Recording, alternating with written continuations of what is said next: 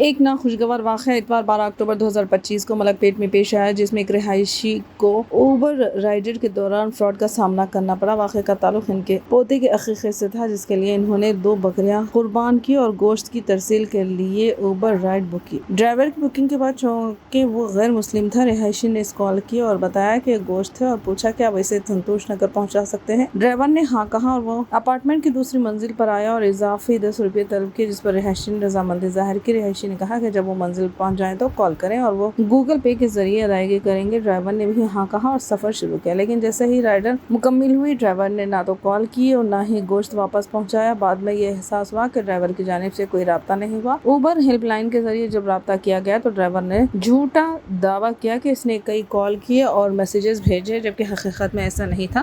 رہائشی نے ڈرائیور سے کہا کہ گوشت واپس پک اپ پوائنٹ پر دے دیا جائے۔ ڈرائیور نے کہا کہ وہ لکڑی کا پل میں ہے اور 20 منٹ میں 3 کلو گوشت پہنچا دے گا، لیکن یہ وعدہ بھی جھوٹا نکلا۔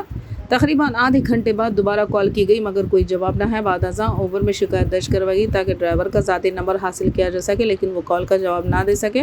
مختلف نمبروں سے رابطہ کرنے کے باوجود ڈرائیور نے فون بند کر دیا۔ اس واقعے کی اطلاع پولیس کمشنر کو دی گئی۔ اوبر کو بھی مطلع کرنے کی درخواست کی گئی تاکہ مستقبل میں ایسے فراڈ کے واقعات دیگر صارفین کے ساتھ پیش نہ آئیں۔ رہائشی نے عوام سے بھی اپیل کی ہے کہ جب کسی قسم کی شے کی ترسیل اوبر یا کسی اور رائڈ سروس کے ذریعے کی جائے تو اعتماد کے ساتھ ساتھ احتیاط بھی برتی جائے۔ یہ واقعہ نہ صرف ایک صارف کے لیے ناخوشگوار تجربہ تھا، بلکہ دیگر صارفین کے لیے بھی ایک تنبیہ ہے۔ پولیس ٹیم سے توقع کی جا رہی ہے کہ وہ اس شکایت کو سنجیدگی اور پیشہ ورانہ رویے کے ساتھ حل کریں گے اور عوام کو یقین دلایا جائے کہ اس طرح کے فراڈ کے واقعات مستقبل میں کم سے کم ہیں۔